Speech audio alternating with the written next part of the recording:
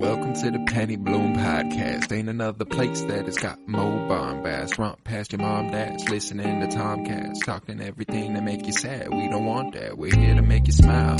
Put your mind at ease. Peace, love, and bloom, and always praise Keanu Reeves. This what we about. This some weeding now. We'll talk until we can't no more, and then we peacing out. Alright, let's go. Penny Bloom Podcast. It's the Penny Bloom Podcast. Penny Bloom Podcast. It's the Penny Bloom Podcast. Penny Bloom Podcast. Penny Bloom Podcast. Hello, everybody, and welcome in to the Penny Bloom Podcast. It is I, Colton Robertson, and I am joined by Joseph George. What's up, homie? Oh, what up, what up? Always a pleasure to be here. Oh, and it's always a pleasure to have you. And today, we continue our top 100 favorite Star Wars characters. It is part 4. We did, in the first two parts, 100 through 50. Got all those out of the way. The back half of the list out of the way in the first two parts. And since then, we're going 10 at a time. Part 3 was the 40s, 40 through 49, and today brings us 30 through 39. And I feel good about this one. It's going to be a fun one. I got some High Republic, got some Bad Batch, got a little bit of everything that I am currently just super high on. So like, it's just a fun episode to talk today. Oh, yeah. How you feeling about your slate of 10 today? Oh, I'm feeling good. It's kind of dominated by the Bad Batch and Andor for me. But I got a few. I'd say one big character in there as well. Oh, I've got a biggie. A biggie. I feel good about it. Yeah, not solely just the Batch and Andor, but it's gonna be a nice. I don't know. Andor. Every time an Andor name comes up, it's just gonna be that there's nice Andor time to talk about. So I'm ready to get into it. Bet. If my mic ever does that thing, will you please let me know? My green ring was lighting up a little bit. Mm-hmm. So just wanted to make sure. Mm-hmm. But yeah, if you want to, I bestow unto you the honor of beginning, if you will. Okay. Then I will begin with, sadly, someone who I forgot initially and had to slot in here. And it's not really just like slotting her in at the very bottom. It's just kind of where it happened to be. But like, she's around very good company.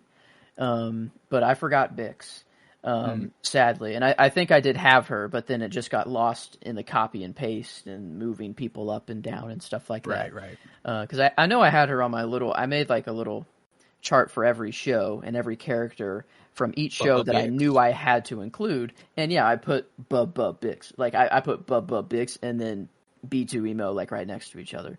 But yeah, I don't know. So I think she just got lost, but glad that I could slot her back in here. Because she definitely deserves it.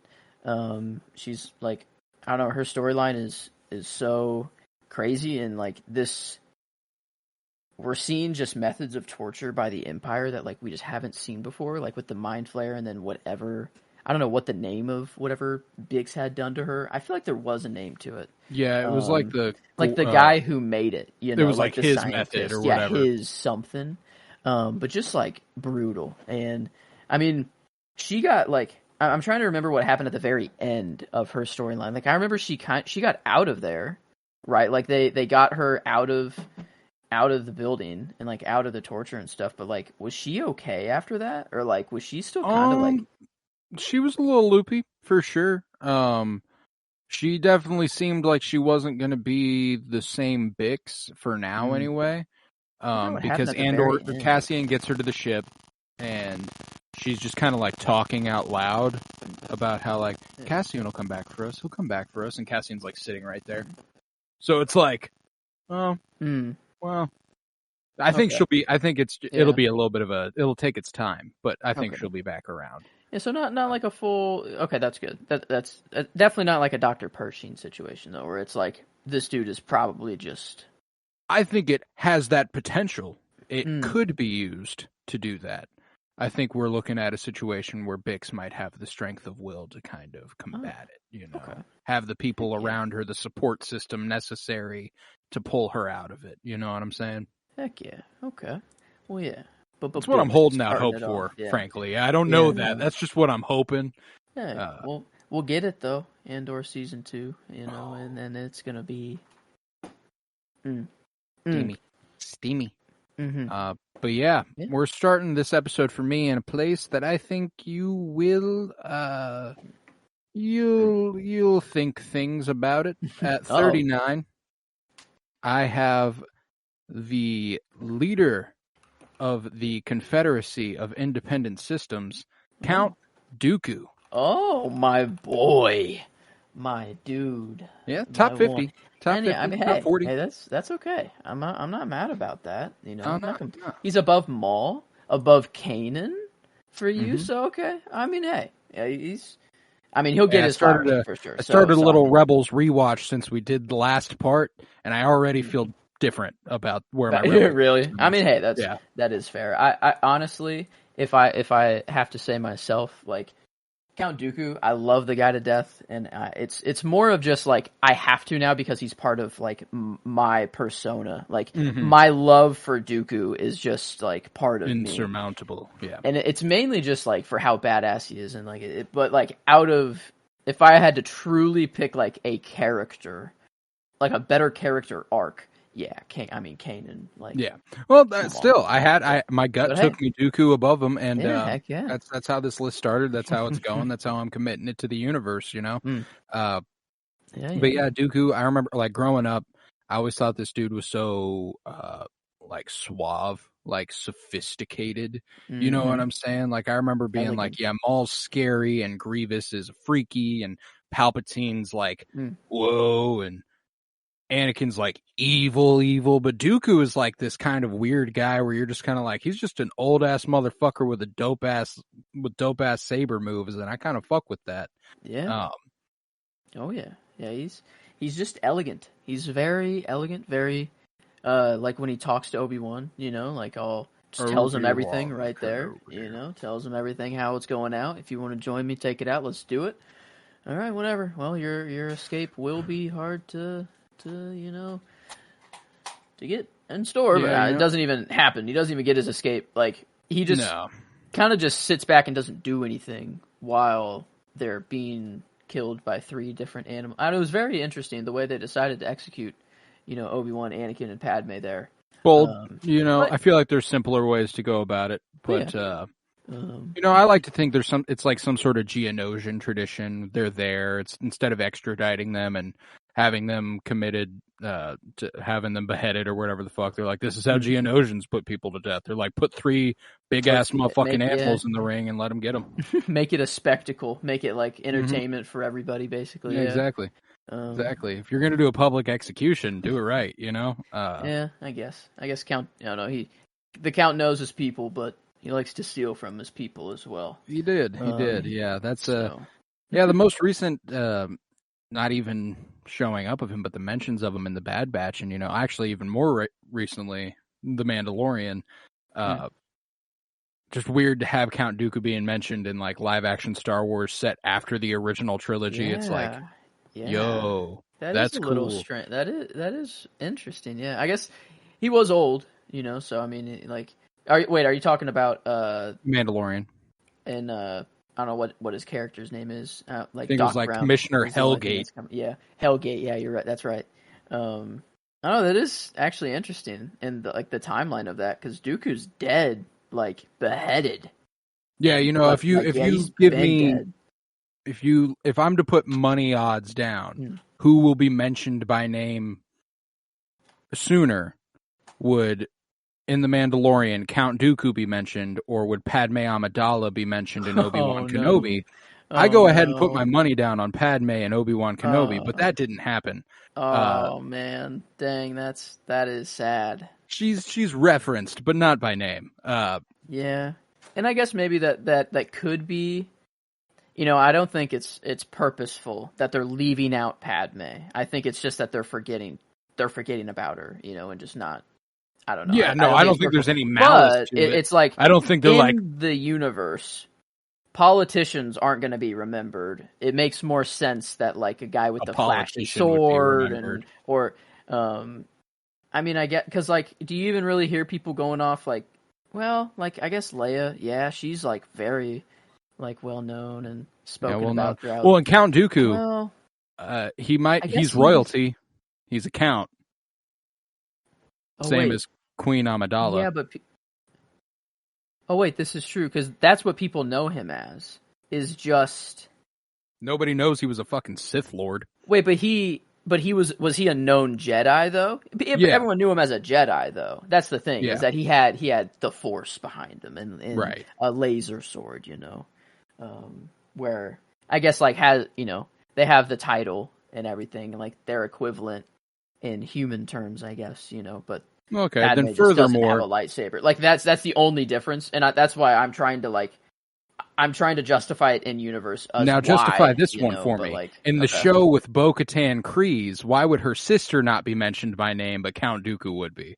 It is absolutely nuts that an Obi-Wan Padme didn't come up. That is and Satine not coming. Like, wow. Like not even Bo-Katan saying her name. Like, no, yeah, I guess they wrote corny ass exposition-y dialogue all fucking season, and you can't go. My sister Satine Kryze once sat on the throne of Mandalore and ushered in an age of peace. Fuck you. Yeah. That's what I got to say, John. Sorry, John. Very simple. But yeah, Count Dooku at 39. Love the guy. He sparks controversy. That's his whole thing. Wow, we got to Padme and the Duchess and from him. So okay, but moving on here, I think you already mentioned her. This is where I have Figiona. I think is her Giona. I think is her Genoa. Genoa. There, that sounded more right. It didn't sound right coming out. But this is where I have the liberator of the ancient wonders, and just an absolute amazing addition to the Bad Batch. And I hopefully, throughout the whole time of season 2. It's going to be sad whenever she hears the news of Tech. It's going to happen, and I think we do see it. It's going to be bad. And I'm not going to like that, but hopefully she'll. I'll be interested to see like if they really just stay. Hopefully they just get Omega and Crosshair back, and it doesn't take a long time, and then they can spend some time on Pabu rebuilding and stuff like that. But I'm really interested to see like if she just sticks around them as like a really close friend and like. Just, or if it's more of just like, hey, sorry for your loss. I still got to stick around on Pabu here and do my thing, but then they go somewhere else, Right. No, I think I'll be interested to see what they do with that as well. I think Fee is down to ride though. I think that to like avenge Tech and look out for Omega because she was down with Omega. That was she took a little bit of a mentorship over Omega there briefly, as pretty much everyone who meets Omega does. But so like I think that if they return, because they got to go to a base of operations first. They have no way of fucking knowing where the hell Omega and Crosshair are. They just know they're fucking gone. They're gonna have to Hemlock. That's like all they know is Hemlock. They're gonna have to go just settle down for a second, regroup, figure out where to go. So I'm assuming that starts on Pabu. Okay. Yeah. So I think we're in for a really heart-wrenching beginning of the next season. That's going to be rough.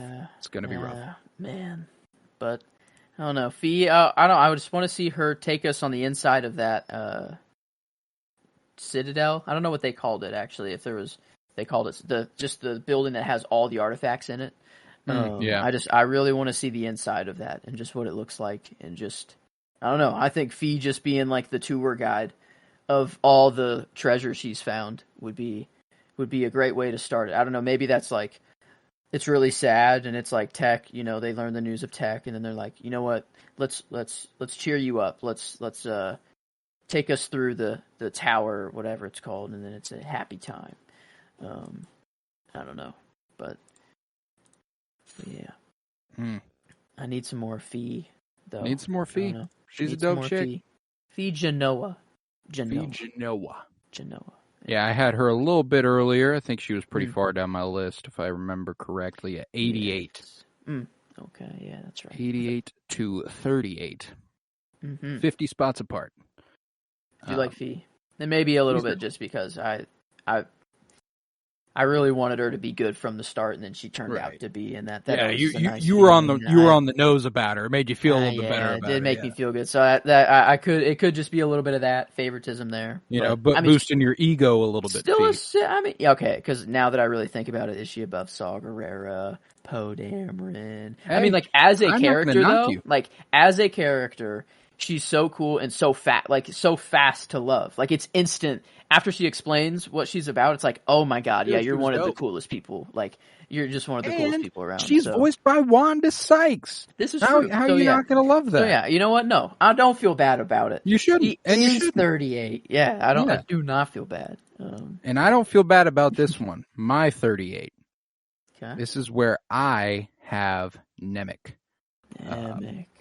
Man. Yeah, from Andor. Okay. I loved this kid, and frankly, all that needs to be said about him is there will be times when the struggle seems impossible. I know this already. Alone, unsure, and dwarfed by the scale of the enemy. Remember this. Freedom is a pure idea. It occurs spontaneously and without instruction. Random acts of insurrection are occurring constantly throughout the galaxy. There are whole armies, battalions that have no idea they've already enlisted in the cause. Remember that the frontier of the rebellion is everywhere, and even the smallest act of insurrection pushes our lines forward. And remember this. The Imperial need for control is so desperate because it is so unnatural. Tyranny requires constant effort. It breaks, it leaks. Authority is brittle. Oppression is the mask of fear. Remember that, and know this.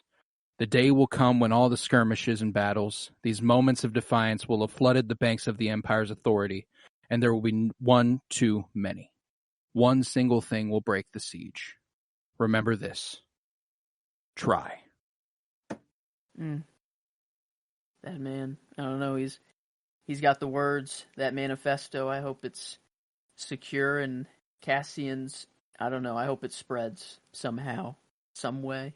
I gotta think they head that way, right?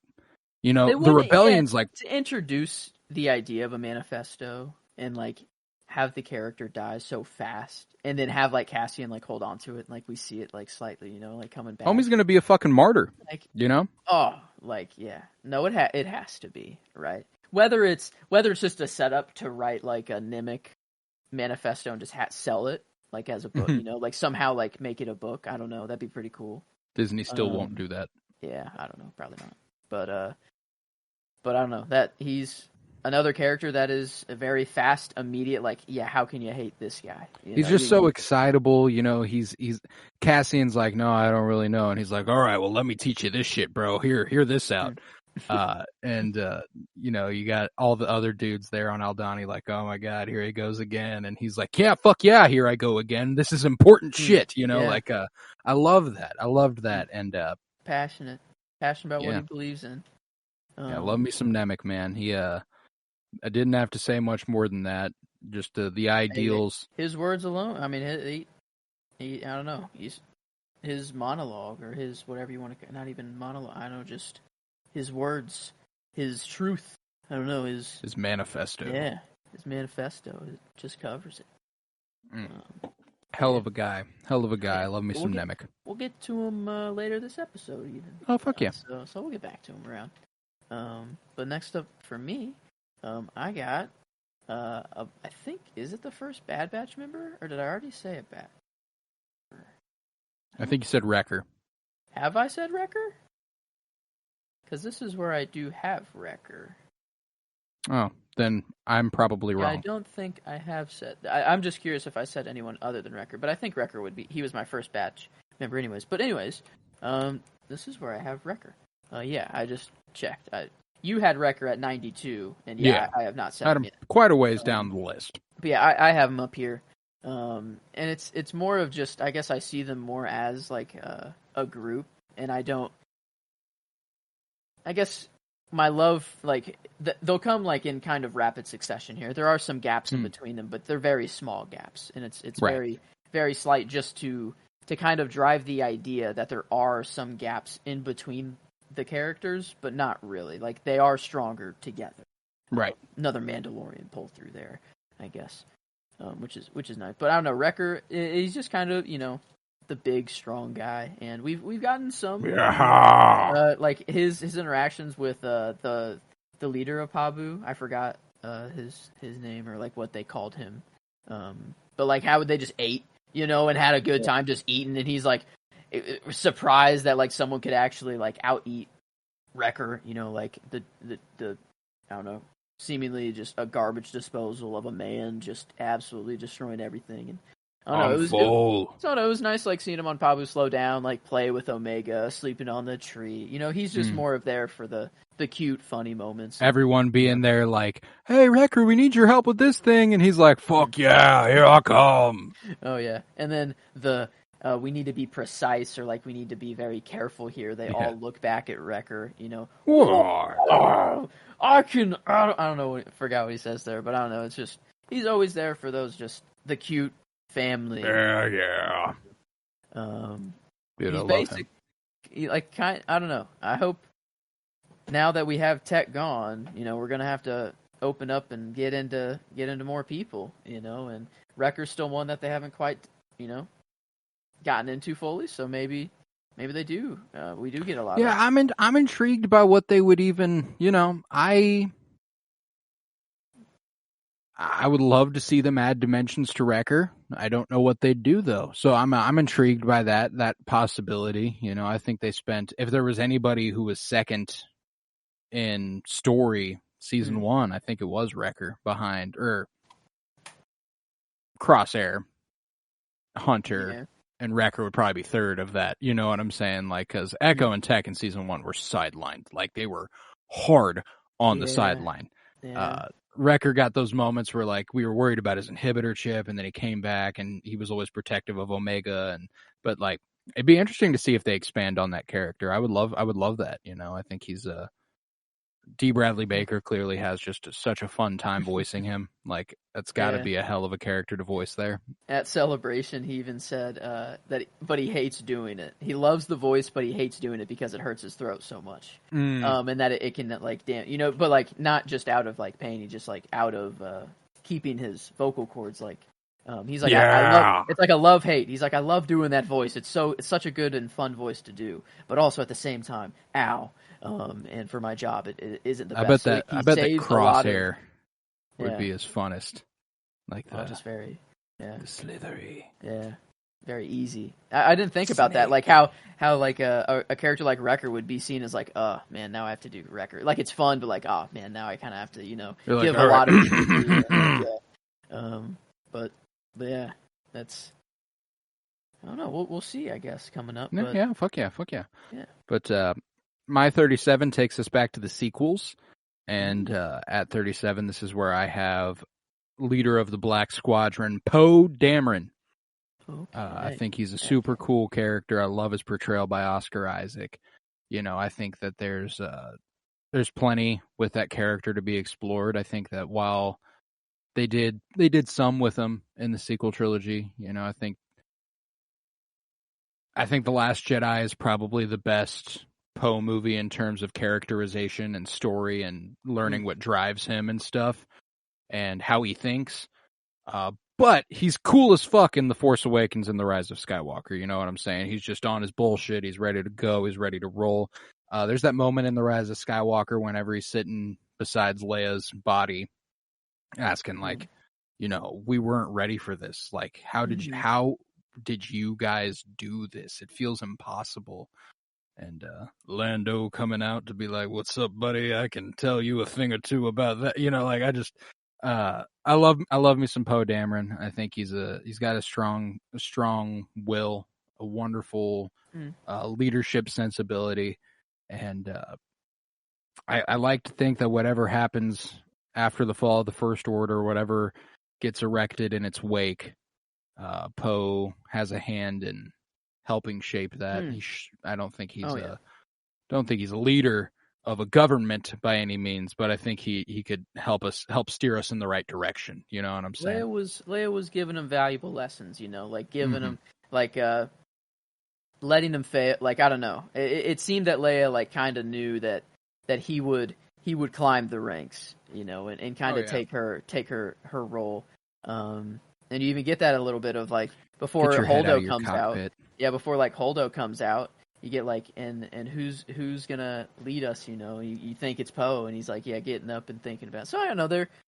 I think in the next movie, I don't think it's so out there to be like Poe's just kind of filling in for Leia and trying to do as much as he can on just leading the Empire as well as he can, but struggling to fill the shoes of Leia, because that would be incredibly difficult. Yeah, there's this interesting perspective where in the age of the New Republic, they demilitarized like crazy because the war was over. There was no point. This is true. And that caused the First Order to be perfectly fine rising up again. Could absolutely see them having the foresight to be like, okay, maybe we can't let that happen again, and Poe's like the general, general of the New Republic. General Poe, General Dameron. Yeah. General, is it? Do they say General? Or yeah, it's generally the last name. I don't know. I like Poe. Poe's not like. That's Poe a nice, Dameron. quick. What a good name. I don't know. Poe is just what a great name. And it's also really Star Warsy, Poe Dameron. That's a top tier like Star Wars ass name, which I really, really appreciate. But yeah, I really fuck with that. So I really fuck with Poe, and like I mentioned earlier, his comic book run from a few years back, incredibly good. I think it's a really good run, and I strongly recommend reading it. Okay. But yeah, Poe at 37. Well, moving on to 36. This is where I don't know, it's maybe a shock. He did take quite a fall, I think. Yeah, 17 last time. And it's just really sad as I'm thinking about it. And it's kind of like a Wrecker situation, and that's why he's coming right after Wrecker. This is where I have our big hairy friend Chewbacca at 36, and it's just, it pains me to like even say this, but it's just kind of like, I love Chewie, and he has so many great moments, and he's just kind of Wrecker, but he can't really talk. We don't really know what he's saying. We have to imply through what the character they respond. Says, Yeah. But I don't know. Like he's still 36, and I like everyone up here is just. I love everybody, and I'm not trying to say like I hate Chewie that he went from 17 to 36. That something happened where I can't stand Chewbacca anymore. No, it's just that a lot of the more other characters have grown and taken that place. No, and I get that. I think what's interesting is there are a few characters from the original trilogy who you could argue don't get their shine until the sequel trilogy. And I think C-3PO and Chewbacca are premier examples of that. Man, when I thought he was dead. Oh, man. Dude. Yeah. I mean, I'm kind of like, on one hand, I'm like, thank God they brought him back within like 2 minutes. Like, thank God I did not have to sit with it for too long. And then like, it was just kind of like. I remember my jaw dropping, chills flying through me, and just being like, no fucking way. But I was pissed. I'm like, they killed Chewbacca off screen in a ship with light. I'm like sad and pissed and like, holy fuck, how could they do this? And then he's back, and I'm like, oh, okay, Chewie, he's not gone. Yeah. But I don't know. I do think they could have let that drag a little bit, though. That's the thing, is that if you're gonna fake the death, make it stand for a little, I think they should. Well, and there's a few things here where I'm like, on one hand, if you're going to fake the death and you're going to bring him back that fast, include the most important scene. There's a part of the novelization where Kylo goes and visits him in his prisoner cell, and he prods Chewbacca's mind, and all he sees is memories of when he was a young little dude, like holding him as a baby and like teaching him how to fire a blaster. That's in the novelization of The Rise of Skywalker. Excuse me? Yeah. So if you're going to bring him back that fast, please do that. And if you're not going to do that, don't touch it until they're on Kijimi and Rey like looks up at the Star Destroyer and is like, Chewie's up there, like. You know, like, you didn't need to do any of that unless you were going to show us the emotionally riveting stuff. Yeah. Yeah, I don't know. Was handled a little weird, but I don't know. He's still... How old do Wookiees live? Like, I don't know. He's about 275 to 90 at this point, so... It's just so crazy to be like, yeah, he's about, like, I don't know, 270, 275. Yeah, because, like, there's one thing with, like, Yoda and Maz Kanata where it's like, yeah, 1,000 years. It's like, yeah, like, that's... They probably count by, like, 25s. By the right. They're like, all right, by the... And then eventually, I don't know, maybe it's just, like, by 50s. You know, he's like, yeah, I think I'm, like, 550 by now. Yeah, probably, like, 550. I don't know. Right. Ish. Yeah, like, I don't know, somewhere around there. Like, 600? Yeah, I don't know. But no, Chewie, man, he's... You imagine celebrating your 611th birthday? How long do Wookiees tend to live? I don't know. I don't know what the average lifespan is. Yeah, let's see. Wookiee lifespan. Just straight up 400 standard years is a Wookiee's lifespan. So I guess we still got... He could slide all the way through the new Jedi Order movies. He'd be just fine. Okay. He'd still have 100 years to go.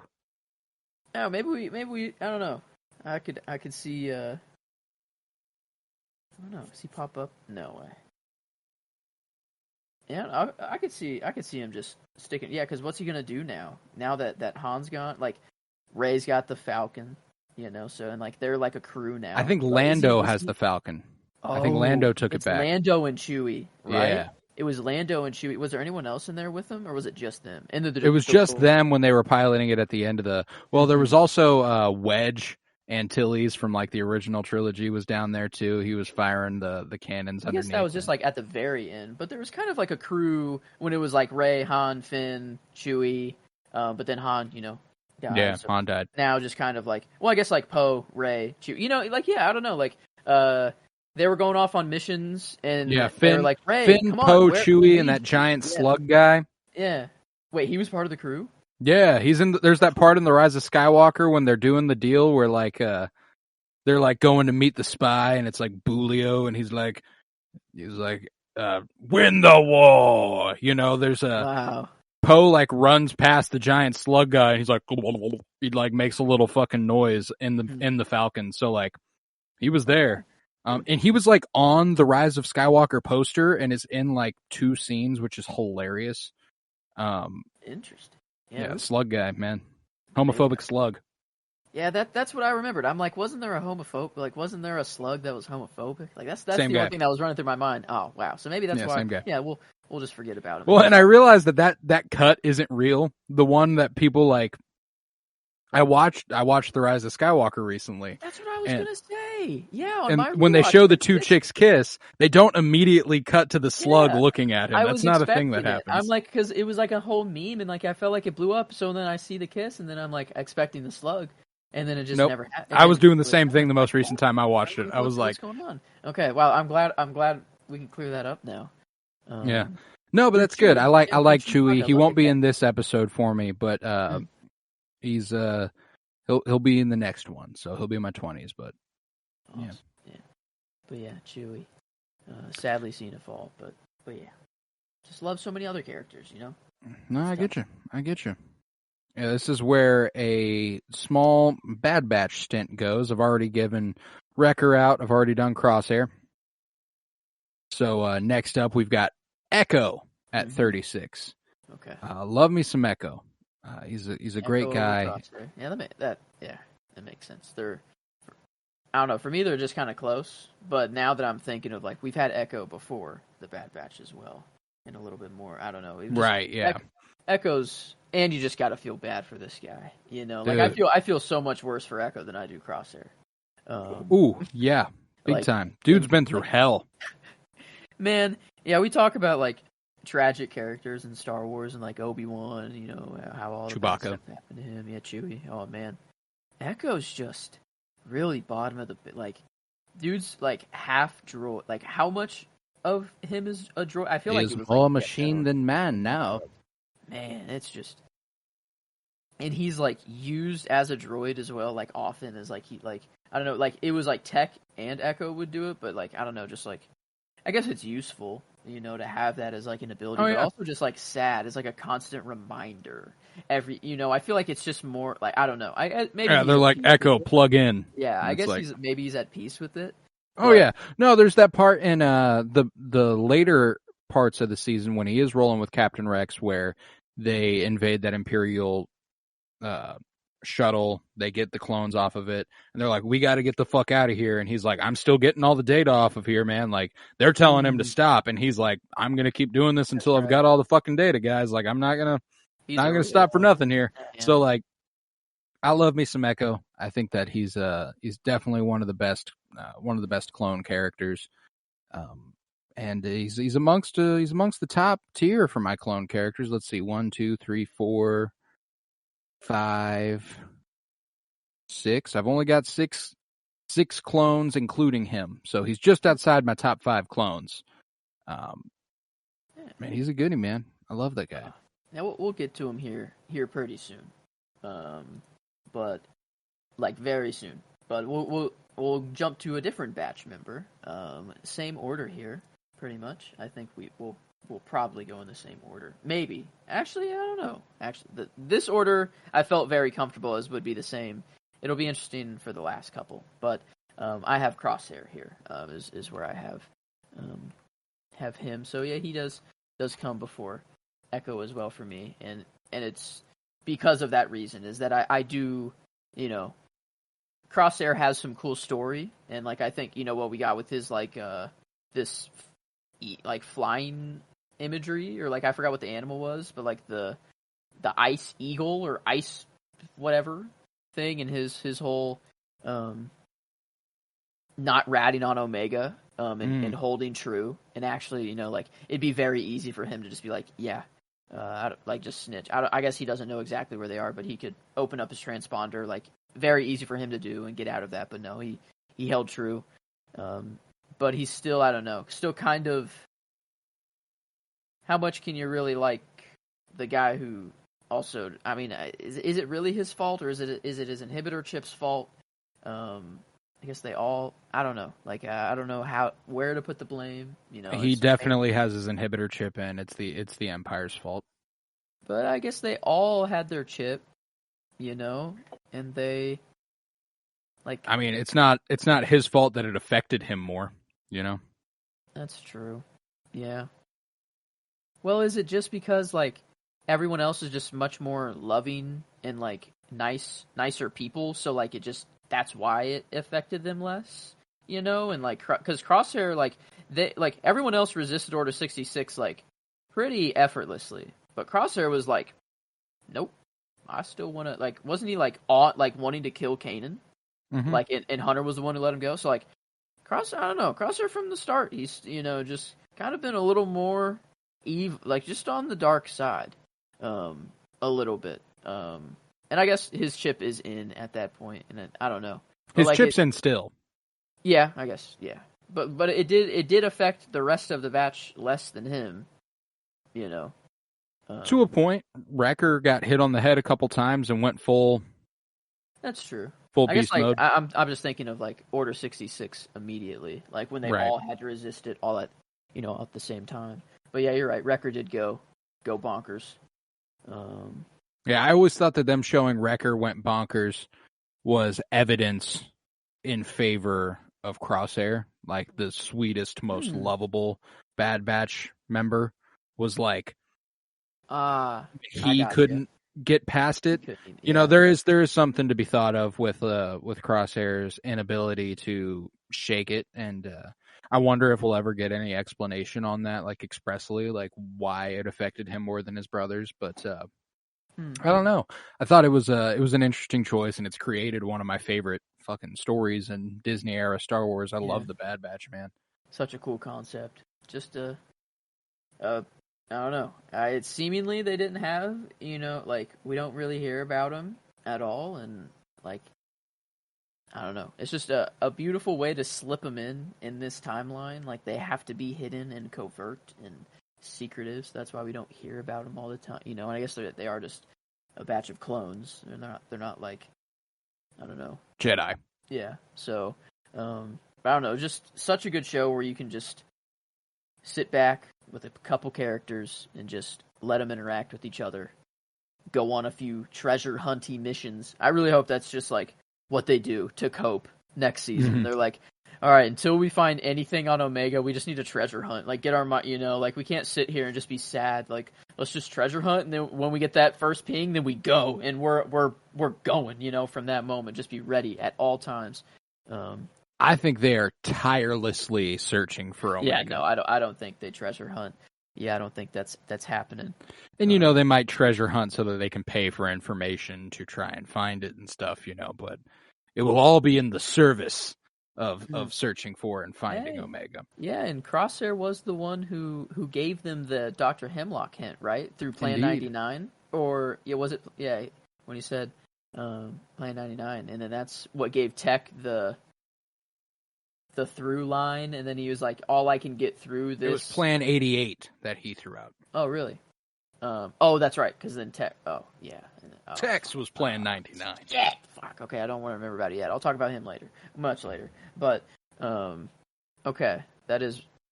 But didn't it come through, like, that transmission is what led them to the discovery of Dr. Hemlock somehow? Yeah. Or was that through something Well, it led them else? to the conclusion that Omega was being searched for still. How did they get the Hemlock clue? Like, how did Tech arrive at, like, I can't really find his location. I know Crosshair is a prisoner. I don't know where, I don't know how, but I know Hemlock. Like I don't remember. I didn't remember that they even got Hemlock. That's like the only thing they had. That's you remember more than me in that regard. I didn't remember that. But I think it was because I don't know. Maybe he said like Dr. Hemlock's after Omega. Something, yeah. That's where my money's at. No, I don't know. Because isn't Dr. Hemlock there whenever they take Omega? Oh, they see him. Yeah, they meet him. Up. Yeah. Like, maybe that happens before then. Like this Dr. Hemlock thing, clue that then he was there, and then before that their interaction then or something. Yeah, I don't know. I guess when it happened, but yeah, they did meet him. So that helps. I don't know. I guess Crosshair. The main point of this is that he didn't snitch. He held. Yeah, true. he's good. He's good at heart. You got to get that ship out of there. We got to get him back. We got to get him back. We're getting both of them back. That's the only way I'm thinking of it. Both of them are back. No fucking way we don't, because I'm not losing any more of them. I'll tell you that right now. Nope. No, I can't do it again. If I do, I'm going full Miles Buttress on Disney headquarters. If it has to be anyone, I can get Crosshair. But don't bring him back and then show me that he can be all good and then kill him. If you do, no. Fuck no, baby. Let him still have his inhibitor chip in, and then, like, have it how, like, it can't be removed now. That's, like, the procedure they did on him, maybe, is they made it irremovable, and if you remove it, you die, or something. Ooh. Yeah. And then, so, like, he has to keep it in, so he knows he'll never be good and always a danger to them, so that he sacrifices himself. I know, he makes that last play. Never. That's the only death I'll accept from now on, is Crosshair sacrifice play. Yeah, I don't really want to see anyone else go. So yeah, that's where I'll end there. Heck yeah. Yeah, no, I'm gonna keep the batch. I'm gonna keep the batch rolling, because 35 is where I have Hunter. Okay. Yeah. Which a year ago, I can say I had Hunter above. I had Hunter above Tech. So that changed. That changed this year. Last year I had him at 21. He dropped down to 35. And you'll notice that between that mark, in between this mark and the 21 mark, I've got 1, 2, 3, 4, 5, 6, 7, 8 High Republic characters. So there's like a really obvious, like, oh, this is what happened. The High Republic happened. It's not because I all of a sudden appreciate Hunter less. It's because there's a bunch of characters I was introduced to that I happen to fucking love.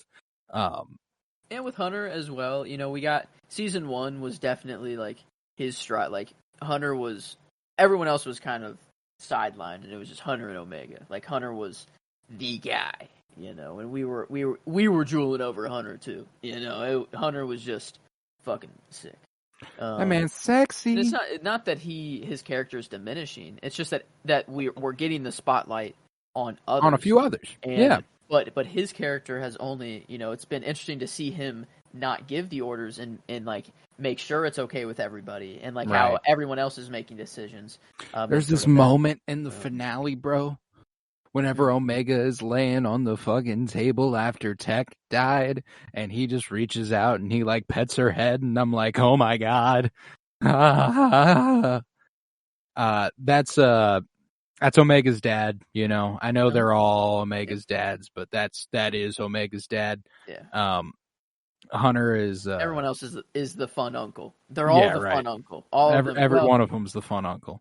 That's fun in their own ways. But for sure. Hunter's the dad, for sure. Hunter is the dad, and he's done a lot. He's made a lot of leaps and bounds in characterization, which I'm really thankful for.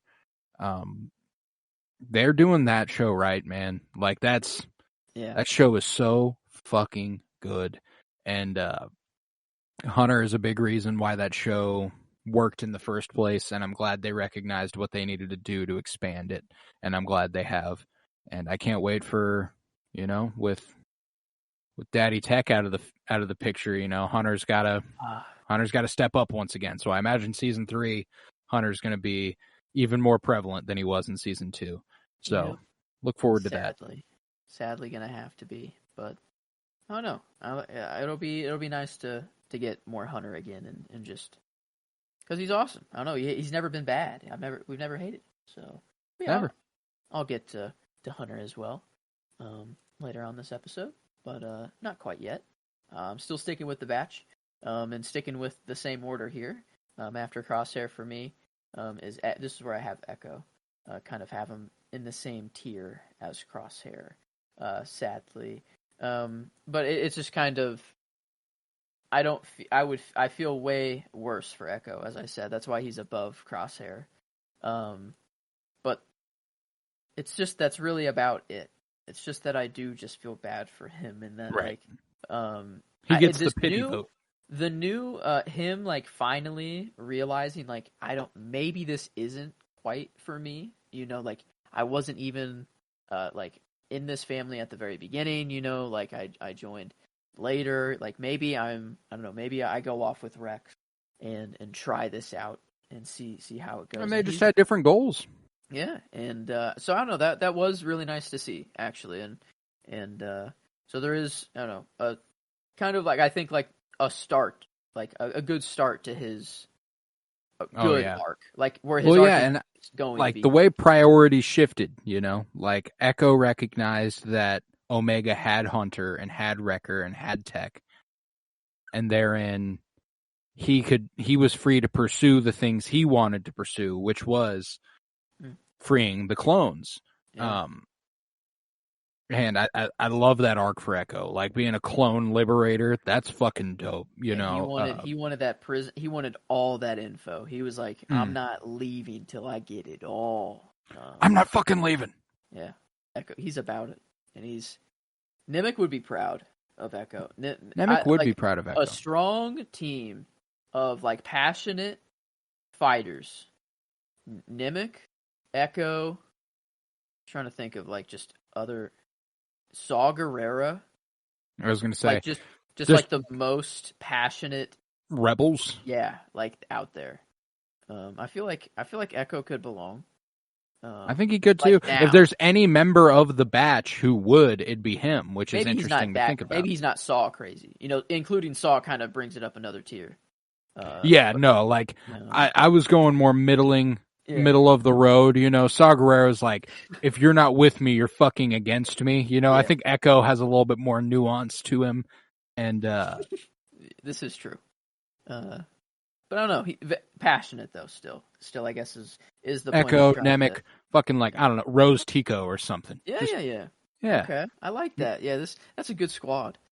I don't know. That's an interesting squad to think of. Throw Brasso in there. I don't know. Oh fuck yeah! No, that's even better. That sweetened it.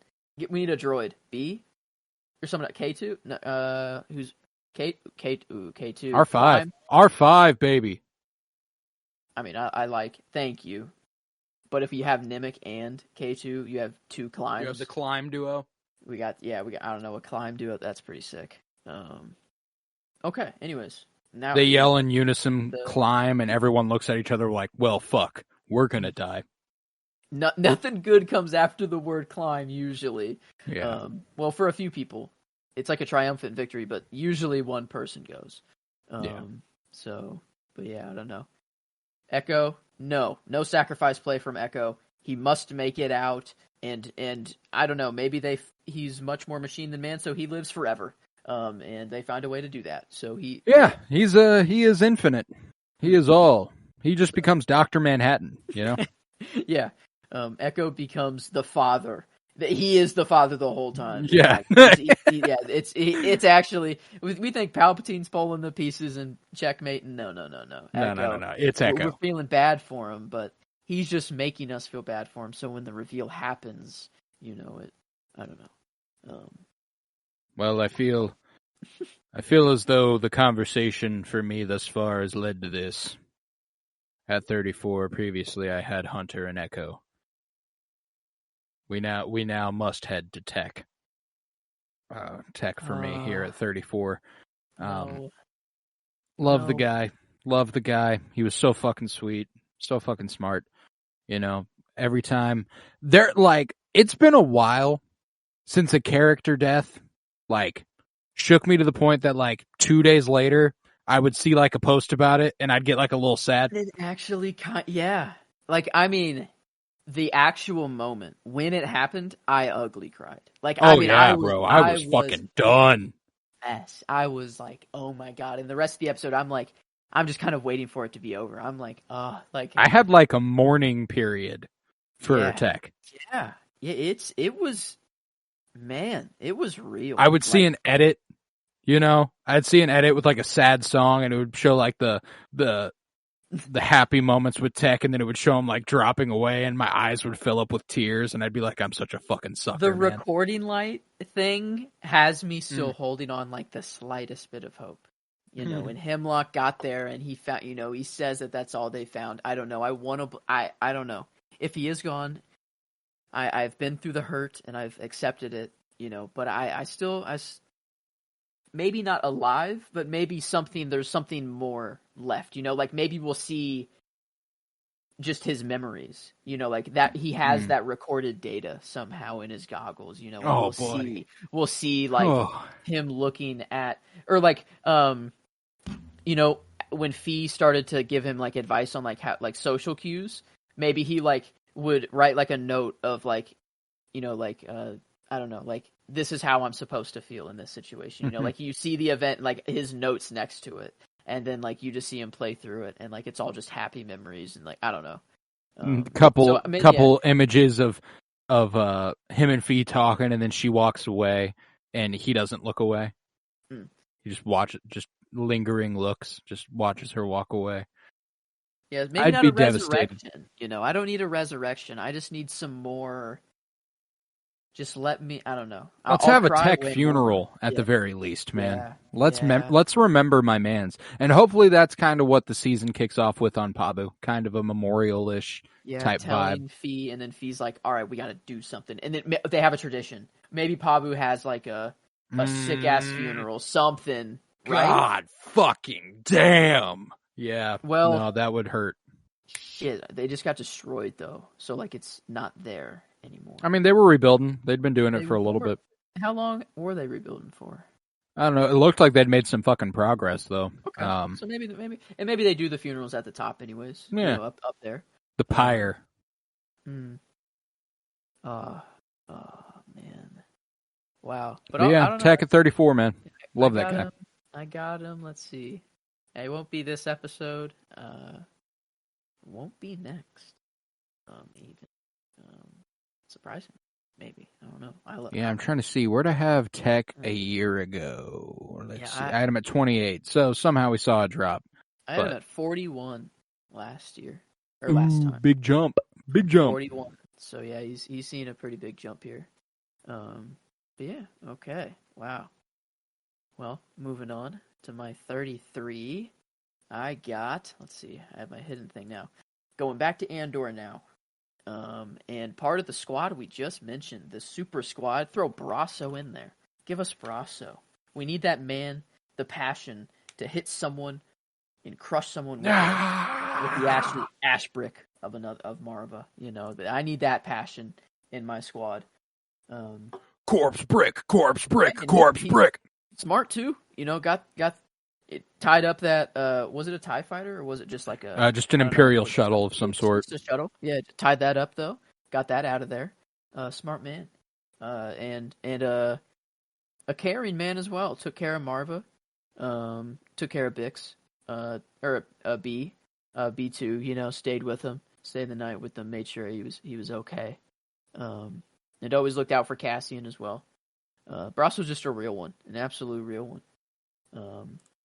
And yeah, I don't know, Andor, it absolutely it's crazy that I'm putting Brasso above Chewbacca and Poe Dameron, I guess. But I don't know, that's just how good that show is. It's every character.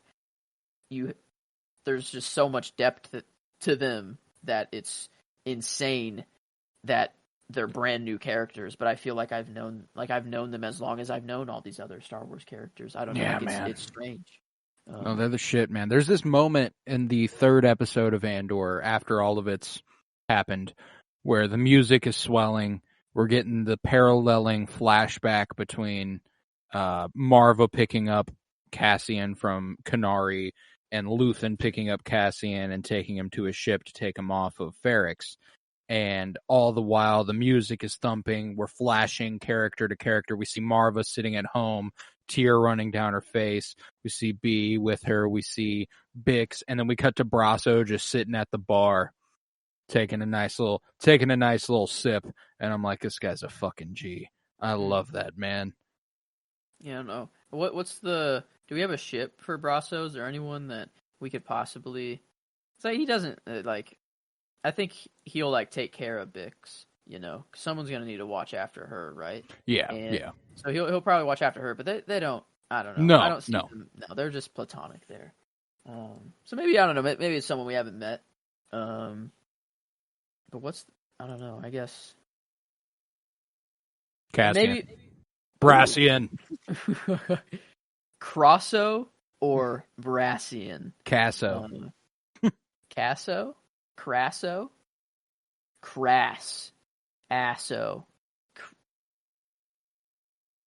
I don't know. I'm trying to get ass in there somewhere. Anyway. Brassian. I don't know. But what a real one. I don't know. And it's going to... Love that guy. Can't wait to get more. I don't know. Whatever. I don't know, because they just confirmed season 2, right? But no date at all. Just season 2 will be. Season 2's been filming for a while. Okay. Yeah. It'll be, my money's on late 2024, similar to the late 2022 slate. But regardless, I'm ready for it. That's the thing, is that I want it immediately, but I'm also just so satisfied with season 1 that it's not that I need it immediately. I don't know. It's just give it to me at any, don't rush it. I don't know. I'd rather. No, yeah. Well, they've already filmed enough of it to have shown a sizzle reel at Star Wars Celebration. They showed footage at Star Wars Celebration of Andor. Okay. So maybe that's what I was seeing then, because I felt like there was something at Celebration that they did show for it. But okay, yeah, I don't know. A lot of big stuff. A lot of big stuff in the teaser stuff from what I've seen. Oh, okay. Wow. Which I'm there for. I'm there for it. Yeah. All right. But yeah, Brasso, fucking G. Mm-hmm. Yeah. Moving on up, I'm heading to 33. This is where I have. This is another top clone. I believe now we're at the top 3 clones, right? Yeah. I've got 3 clones left, and this is the 3rd. This is Captain Rex. Rex. Love me some Captain. Love me some Captain Rex. Doing that light Clone Wars rewatch, and every time he shows up, it just brightens the episode a little bit. The conversations he has with Snips and all the love they have between them. Just a wonderful character duo there between him and Ahsoka. Talk about a squad. Yeah, that's a fucking squaw. That's a squad, right? Goddamn squaw. Yeah, not too far off. 9 apart, or I guess including 42. But I had them at 42. I'm at 33. I think I think I had them far lower last time. No, I guess I had him at 30. Oh wow, I had him at 34 last time. So like just one, almost. I had him at 20 last year, so a little bit of a drop. But again, we're about to get to that High Republic bulk for everything. All my favorite High Republic characters come like straight up in a row. I have all of them right there. I see. And we'll get a little bit of that starting with my next pick. But yeah, Captain Rex, man, love the guy. You know, you talk about Order 66. What's that? Age range of Rex. Old man Rex or like the young with Ahsoka and Anakin Rex? You know, that's tough. There's something super fucking cool. You know, I love Old Man Rex because he's past it all. He's done. He's like, you know what? I'm ready to fight if I need to fight. I'm tired of this shit, but let's roll. There's something badass about that. If an old man's down to fight, I fucking love that. Young Rex is cool, but he's not seasoned enough for me. You know, he hasn't seen shit. You know, it's like he hasn't gone through the pits of hell and came back up a better man. Okay. I think my favorite era of Rex is Rebellion era Rex, Bad Batch era Rex, where he's seen just how terrible the shit is. And he is still like, let's fucking do this. You know what I'm saying? Yeah. Like, okay. I like that. I think Captain Rex is super dope. Post Order 66. I think it would go immediately post Order 66, Rebels, Clone Wars era. Yeah. Clone Wars is nice. It's more nostalgic, Rex. Yeah. You know, and there's like, I know it's war and stuff, but they never frame it as like they always have a happy ending and Captain Rex never dies. So it's like, it's cool. Yeah. Yeah. But yeah, okay. Captain Rex. All right. Well, I think I'm sticking with the Andor train here. After Brasso, for me comes Marva. I like Mama Marva. Marva is just, you know, a character that you just have to love right away. I don't know, she's just sweet right off the bat, and then I don't know, it's just so sad to like actually see her deteriorate a little bit. Like it's not even like that they just say it and that it happens off screen. That she like I don't know, you see it and like and then you see how B2 is affected like by like just you see how everyone's affected by her like after she's lost, and like it affects the whole town and everyone's like, yeah, we just lost an absolute legend. Like Marva was, I don't know. I hope we can get some flashbacks of young Marva just like tearing it up and doing whatever she was doing. What she's the sisters, what's the name? The Daughters of Ferrix. Daughters. That's right. Daughters of Ferrix. I don't know, just an absolutely, I don't know. She was the leader of them, right? Like she at one point she was the president of the Daughter of Ferrix. They had some sort of term system. Okay. Man, I don't know. It'd be sick to dive into that and maybe through a Cassian flashback, you know, with. Yeah, I mean, like, I got to imagine you don't let go of a talent like Fiona Shaw like that. She's an incredible actress. Give all that backstory too, and I don't know. Maybe it is just backstory to strengthen her character. But I don't know. It'd be. No, I think there's a lot of like Cassian had flashbacks all the time in season 1. I don't see why that can't continue and why it can't be centered around Marva now that she's gone. I would expect that he thinks about her. You know what I'm saying? Like. Yeah. Oh, okay. They're definitely because they even had a moment with his dad where we don't even see his dad in the show besides flashbacks. Mm-hmm. And it's one of those moments where he's like informing him on like something he told him in the past applies to his future in a real metaphorical sense. And I expect that there will be some sort of overlap like that with Marva as well in season 2. Maybe she'll get to actually say "fuck the Empire," you know, like that'd be dope. They'll pull through and be like, actually let her rip it, let the F-bomb drop. Is that like there hasn't been an F-bomb in Star Wars ever, no, right? Like, never. There have been allusions in books, still never going there. I read Bloodline recently, a Leia Organa centric book. I've talked about it a couple times during this, but they're talking about this planet called Pamarth. And Pamarth? How you spell that? Pamarth, I believe it's Pamarth. Pamarth. Oh, okay, so it's not just Pmarth. I thought like no, Pamarth. Okay. Sorry. And the people from Pamarth are known for flying, fighting, and then it cuts off. That's awesome. Because the kid talking is talking to Leia, and he's like, "Oh, I should probably not say that in the presence of your grace." As in, like, just in ships or like jetpack flying? Like, what kind of flying? Ships. They're good. They're good at flying ships. Okay. Yeah, Pamarth. They also have this sick ass liquor called Port in a Storm that is basically jet fuel. Whoa. Yeah. They're okay. They're hard as fuck out there in Pamarth. Yeah. But yeah, no. Marva, I believe. That's who this started That's where we with. were. Yeah. Hell yeah. Marva. But we get some crazy stuff with Marva. Andor did give us the first ever shit in Star Wars. Nice. Bootlicker says no. shit. Yeah. Oh, I forgot about it. No, I have heard that before now, because I remember being disappointed about it. And being like, oh, it did come from Bootlicker, of course. But, yeah, Bootlicker throughout. Yeah, because he didn't know he felt like the rebels were like surrounding them, which is hilarious because it was only Luthen and Cassian. And they were like, shit, they flanked us. They're all around us. And it's just Luthen and Cassian. And he's like, shit. Wow. Simple. But Bootlicker. Wow. Could have been, it's Happy Halloween and shit. Happy fucking. He got the only fucking in the Batman. Hey, look at that. Man, yeah, this dude's just going around dropping the, like. Happy fucking Halloween. A curse just dropping in every universe. Yeah. Good. You trust this guy, Jim? I want him out of here.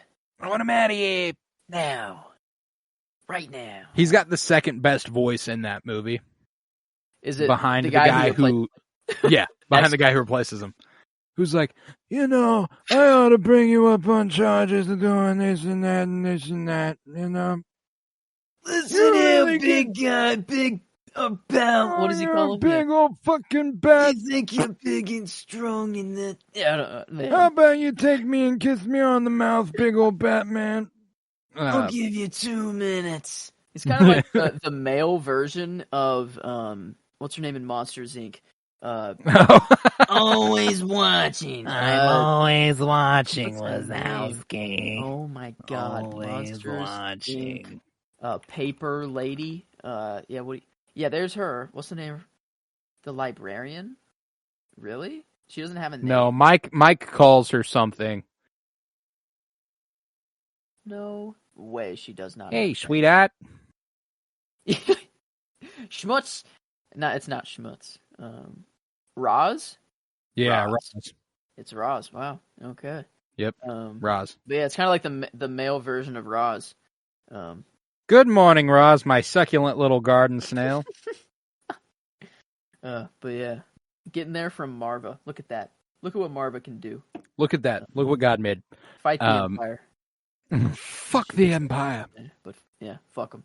She'll get it. I hope. That's my prediction for season 2. Marva gets a fuck the Empire in the. It'd be really funny if like it's not even like a powerful moment. It'd be really funny if she's just like sitting there with Cassian when he's like younger and she's like clicking through the HoloNet and she's like, fuck these hoes or something like that. That'd be a. Oh, I'd like it as like she's like in battle, and like Cassian's going with her. She's like teaching. I don't know. They're in some fight.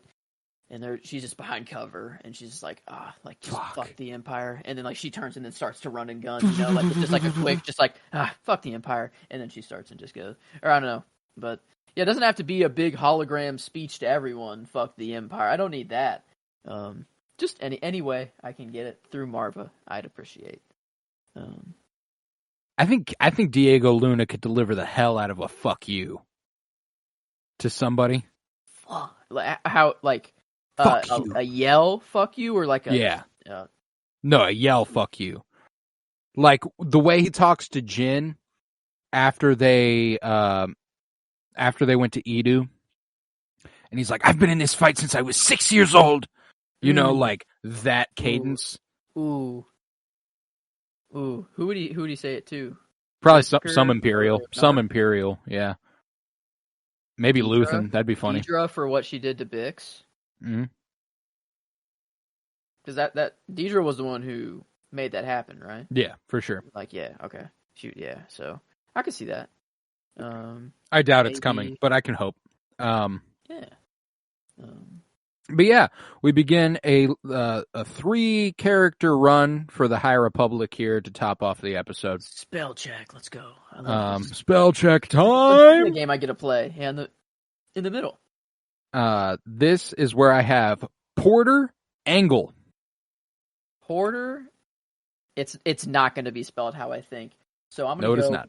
Porter Angle Or Ingle. Angle Angle or Ingle. Angle or Ingle. Oh, okay, well that's okay. I was a little close. Okay, I guess Porter was how I thought actually. Yeah, but that I was put a on the Y. nose. I put a Y in there because I thought, fuck it, Star Wars. Portyr, just cause. Portier. But I got Ingle right. So okay. Okay, fuck yeah. Yeah, Porter Engle, the Blade of Bardota. Hard ass nickname, the Whoa. Blade of Bardota. That's his nickname. That's Yeah, not that's his weapon? nickname. That's No, that is he is Okay. known as the Blade of Bardota, which Tell is me hard about as fuck. Yeah. He actually just recently had his own comic book miniseries. It was 4 issues. It was called The Blade, and it was super fucking cool. This dude's just a really in the phase 1 of the High Republic. He is an old ass dude, like an old motherfucker. And that comic book series is set, I would guess, 100 years earlier. So he's more middle age than he is old as fuck. Okay. He's stationed on the Jedi outpost of Elphrona. Elphrona, super cool planet. Yeah, over there. Yeah, Elphrona. Elphrona. Yeah, and that's he he's laid back. He likes to chill. He's cooking up his 9-egg stew, his famous 9-egg stew. There's 9 eggs in it. I don't know how he does it. No way. I was gonna say his picture. He just reminds me of Uncle Iroh from Avatar: The Last Airbender. And it's kind of sick that he has Uncle Iroh has his tea, that he makes. And this guy has his stew. Yeah, his stew. Yeah, he makes his 9-egg stew, and he looks out for a couple other characters that'll come up ahead of him in this list. There's this really kick-ass moment in The Rising Storm, the second book in the High Republic novel trilogy, where he is riding on the top of a Jedi starship, like one of the little Jedi. They're called Jedi Vectors in the High Republic, but you remember in the prequels, what Anakin and Obi-Wan were whipping in.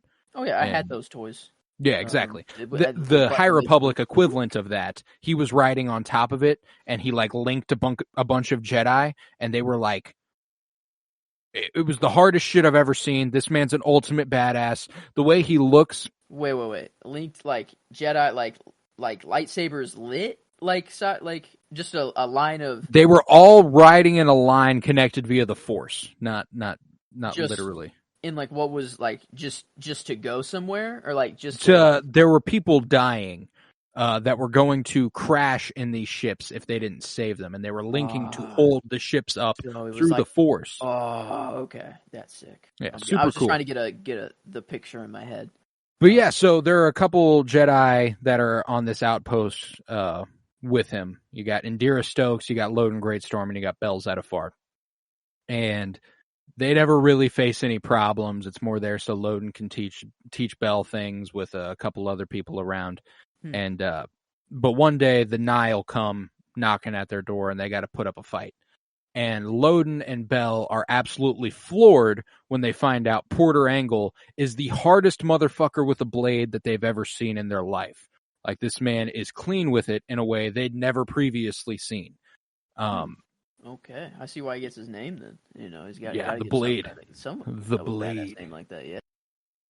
Yeah, and it looks like there's going to be a sequel comic series to that first one. The first one kind of exploring his relationship to his sister.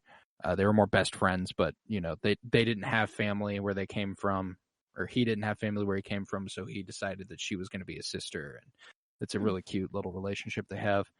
Okay. But there's going to be a sequel where at the end of the first mini, he is called to Bardota. So he's about to get that nickname, the Blade of Bardota, in that comic. So I'm excited for that.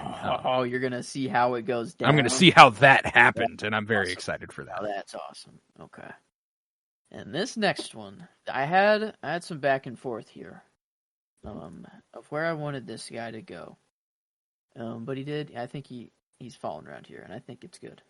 But just know there was some discourse with him, I guess. But this is where it wasn't easy. Where I have Hunter for me. So keeping the order the same here still. And he is. I have like a little gap between Crosshair and Echo. I have that Brasso and Marva gap, and then Hunter after, because I do think there is like a little difference between Hunter and Echo and Crosshair, and then a little difference between Echo and Crosshair and Wrecker. I feel like that's like kind of the different tier. Wrecker is just cute, and that's what he is. Echo and Crosshair, I kind of feel the same about them equally, but I feel a little bit more about Hunter, and that's just because I get that. It's just like it's Hunter. I don't know. He's the dad. I don't know. It's just that hair, man. That trope, and yeah, he's sexy as hell. That face tattoo, his look, the bandana. He's just intuitive. He just knows like things. Like knew the TIE fighters were coming before anyone else heard them or saw them, which was like that was sick. Not just like he doesn't just and like he can read the magnetic field shifts in a planet or something nuts like that. Like he can like read planets super well, but not just like tracking, but he can also just his senses. He feels things. Yeah, like he like him hearing those TIE fighters coming up, like I didn't think he could do that. I thought it was mainly just like nature and I guess it's wind or something. Maybe it is what he's listening to the wind or something. But like I didn't think about it being used that way. So like I always thought it was like related to his sense of smell, and to know that it is literally all of his senses are heightened. Like he's like Daredevil, but not blind. But also not blind. Yeah, and maybe that dulls it a little bit. And not quite on the level of Daredevil by any means. He can't close his eyes and see perfectly. You know what I'm saying? Tell someone's lying by their heartbeat or whatever that he does. Yeah. So, but I don't know. Still kind of the not. I don't know. He kind of still. I don't know. Omega's kind of the leader now, but they don't really have her anymore. So Hunter's gonna have to kind of get back in that position again. Yeah, Wrecker's man. So your order so far has been Wrecker, Crosshair, Echo, Hunter. Yeah. Okay, we'll see with these last two. Wait, yeah, and you put Tech above Hunter. Yeah, that's right. So yeah, I think. Wait, yeah, we only have. I only have Omega. Tech and Omega. You only have Omega. So yeah, no, we'll unless I don't know, we'll keep the same order. Omega is just Omega. I don't know. That's Omega's Omega, bruh. She's different, yeah. But we'll keep the same order, which I don't know. That makes sense though. I feel like that satisfying. Order it's just kind of as of right now, especially after maybe it's a little recency bias for Tech being above Hunter, possibly. I don't know, but I don't think so. I actually do think like over this last season he did gain that oomph over Hunter. But it happened for me too. Yeah, so but maybe next season Hunter will elevate, back up again, and I fully see that happening. And I do as well, potentially. So, but yeah, I got Hunter there. Hell yeah! My 31. I'm sticking with the High Republic, and I'm heading to a character named Orla Jareni. Good luck with that one. Orla. Can you say the last name one more time? Jareni.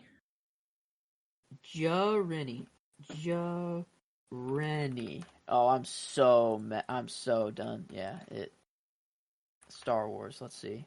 Yeah, wow. Orla, I put one more O.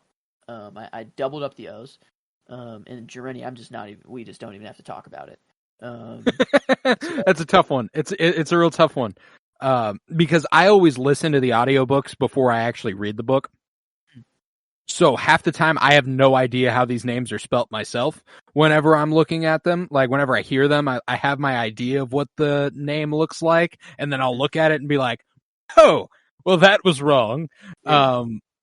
The spelling helps me, and like seeing a planet's spelling, like it's been.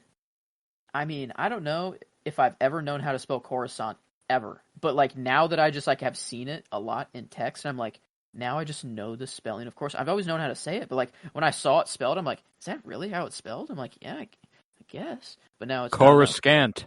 Yeah. But Orla Jareni, nah, super, super cool chick. One of those Jedi who, no matter who you are, you gotta respect it. Like, goddamn, she's good at this shit. You know, she's actually what's known as a Wayfinder, which is an old, not the same thing as as the Sith or Jedi Wayfinders. I'm like, wait, did she just go into pyramid mode and like become a Wayfinder? No, she has that ability though, or is it not the same? No connection. No, not the same thing. A Wayfinder is kind of it's like your own. You don't abide by the council's ruling. You get to do what a way seeker. That's what it's called. Not a Wayfinder. Way seeker. Okay. And you seek your own way through the Force. You leave the council, you leave the Jedi Order, and you go off on your own things, unsanctioned completely.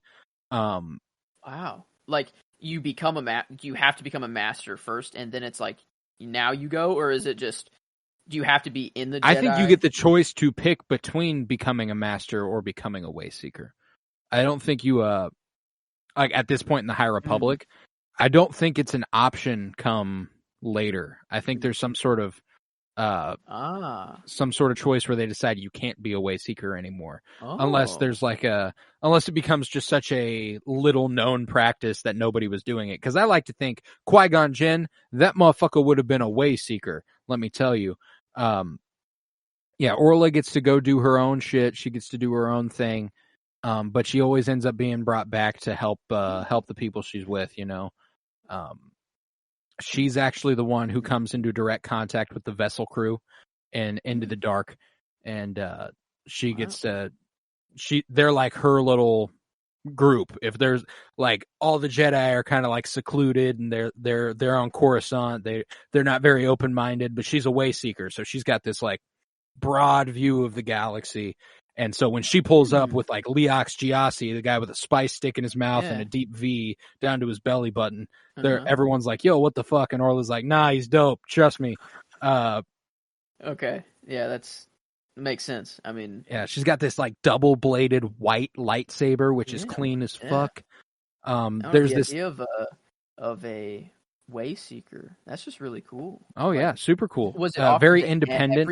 Like it was offered as like you either become a master or a way seeker. I don't think it's like, offered. I think it's like you look into what the practices of the Jedi are, and you decide what your route forward is. Like I don't think they go, you can either be a way seeker or you can be a Jedi master. I think that when you are presented with an opportunity, you can go, I would like to actually become a way seeker. Okay. And most of the time the Jedi Council's like, God damn it. Okay, but it is sure. an official process through the order that you do. It's not just like leaving the order. It's like through the order. Like I don't think it is offered to anybody. Like I don't think it's offered to anybody. People in the order have to decide that's what they want to do. I see. Okay. And you do have the open invitation back. It's not like you're leaving. Okay. It's like you come back to Coruscant, you come back to a Jedi temple, you're always welcome. You're still a Jedi. You just do your own thing. And it's cool the way that her and my 30 actually, they like butt heads because they're like the opposite. They're the opposite. Orla's got a real open, like, I'm a way seeker, I'm gonna find my way. She doesn't always agree with the will of the council. You know, she's like, you know, I don't think the will of the Force is the same as the will of the council. It doesn't always align. And when it doesn't align, I need to be able to make a choice that makes sense to me. I don't want to just be abiding by rules that I don't believe in.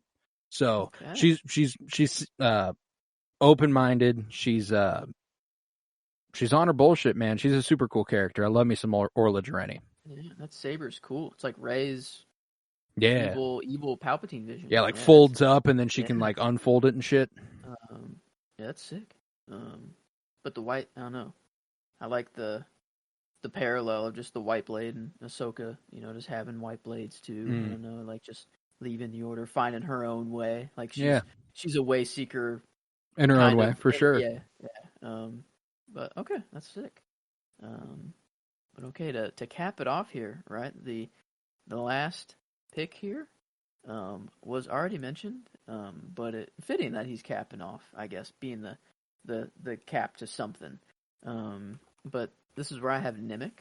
Ooh. And I had him. I don't know. I was going through my Andor characters, and I'm like Marva, Brasso, Bix. I had Vel, Senta, and I'm like, yeah. I mean, Nemik. It's short lived, but man, did I just. I don't know. It was just as a character, like so quickly could you understand like his backstory, like where he's coming from, his passions, and like you just see it like in his face and in his like in it, everything he do. Like he wants to spread, like he's all about it. It's all he can think about. And I don't know. It was really awesome to see that person in the like in the fight, like for the rebellion. It just makes perfect sense. Like there have to be those people in the early stages of the rebellion, like because no one's gonna just throw away everything and be like, yeah, I'll go fight the empire, the empire right now. Right. But I don't know, Nemik, he's fully about it, and he's, I don't know, made up his mind, and he's, I don't know, that climb scene, man. I don't know, it's just climb. Yep. Nothing like getting your back smashed, huh? That one hurt. That one hurt my soul. But yeah, man. No, just.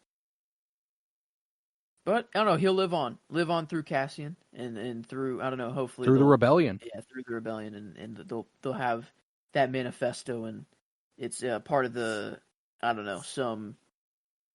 Maybe even it goes into the.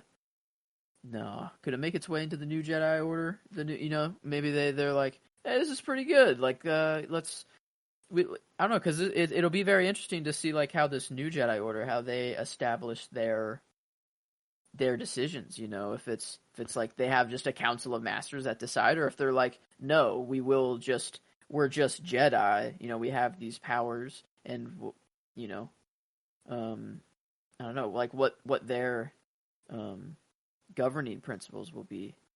No, it's also interesting to think about what Nemik's manifesto could be applied to in general. Like, I think the only way it can be pulled through, the only way it's applicable, is if there is an imperially occupying force. Like the resistance might be able to co-opt it. Like there might be historians within the resistance who are like, yeah, there's this dude in the Age of Rebellion. His name was Nemik. This was his manifesto, and like that could be hard. I could see that, maybe a little from a certain point of view story to be told there. I would love that, but but Nemik, I don't know, just we're probably not going to get any Nemik in season 2, unless it's, I don't see why they give like a flashback.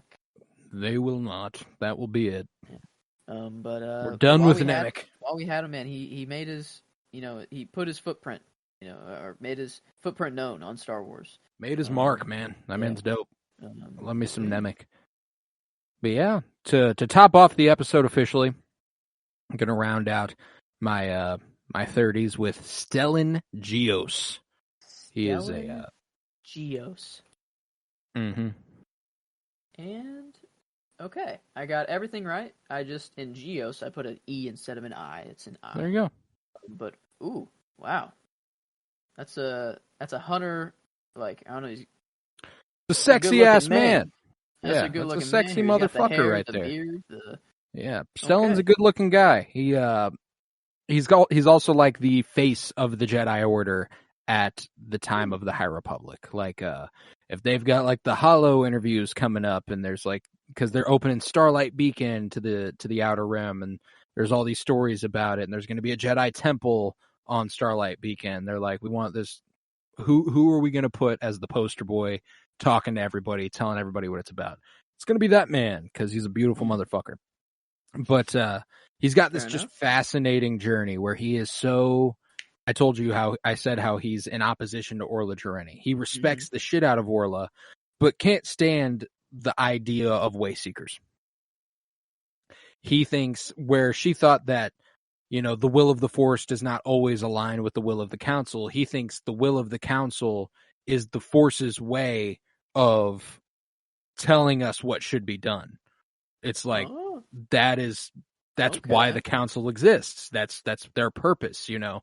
So that's Stellan's perspective of it. So he doesn't really love the idea of Wayseekers, but he still respects the shit out of Orla Jareni and stuff. So they've got a fascinating history. But I see. Okay, that is interesting. Yeah, that the Jedi, that it's kind of like in an ideal situation, like if the Council is functioning ideally as it's supposed to be, that it is like a self-checking, like the Council, they just look through the Force and like the Force guides them and everything. So I didn't really see that. I'm like, how could you be pissed on a Wayseeker?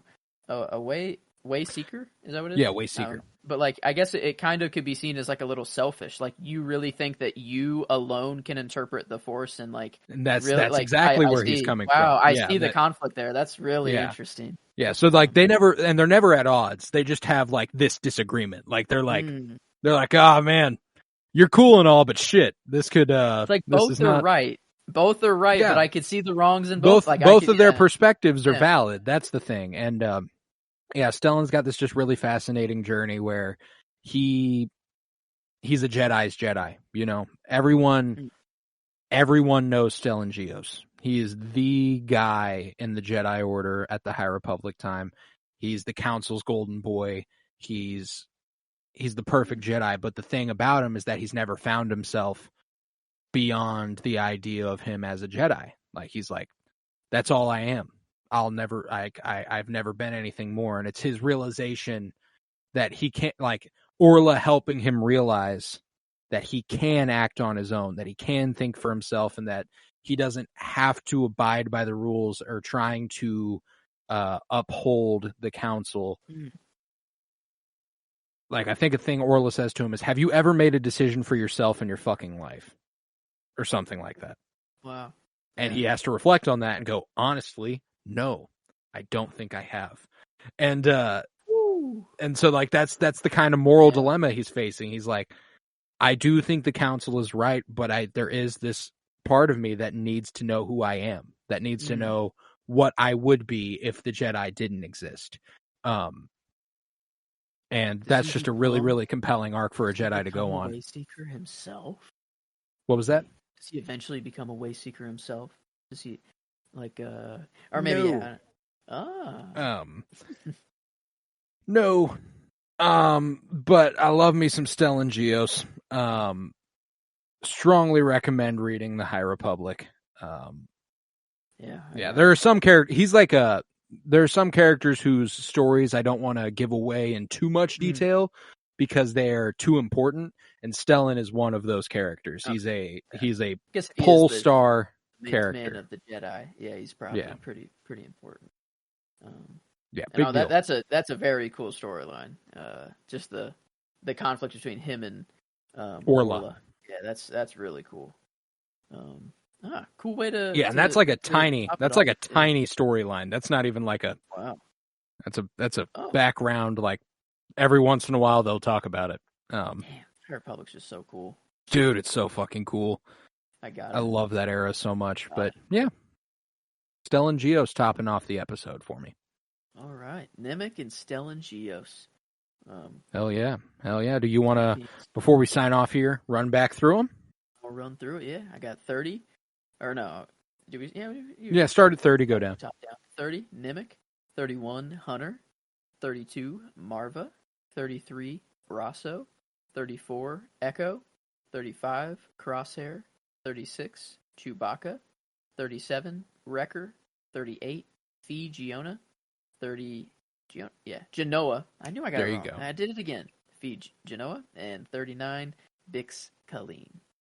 Love it. Love it. Mine was 30, Stellan Gios, 31, Orla Jareni, 32, Porter Angle, 33, Captain Rex, 34, Tech, 35, Hunter, 36, Echo, 37, Poe Dameron, 38, Nemec, and 39, Count Dooku. So yeah, with that, we'll conclude this part of the top 100, and we'll be back Thursday for the 20s, 20 through 29. And that's another fucking goodie for me. That is, whew, that one will be half High Republic for me. A lot of High Republic ones there. Yeah, I got some big names. We got Rebels finally making an appearance. Some more Andor, and then some pretty big names. So yeah, I got some biggies. Some Rebels, some High Republic. It's a goodie. I'm excited for the 20s. So that'll be Thursday. Tomorrow we've got the Ahsokast coming. We're kicking it off. We're beginning our journey through Ahsoka Tano's character, reliving all the highlights of that character. And tomorrow is the Clone Wars 2008 film. I'm very excited for you guys to hear that. It was a great conversation. I can't recommend it enough.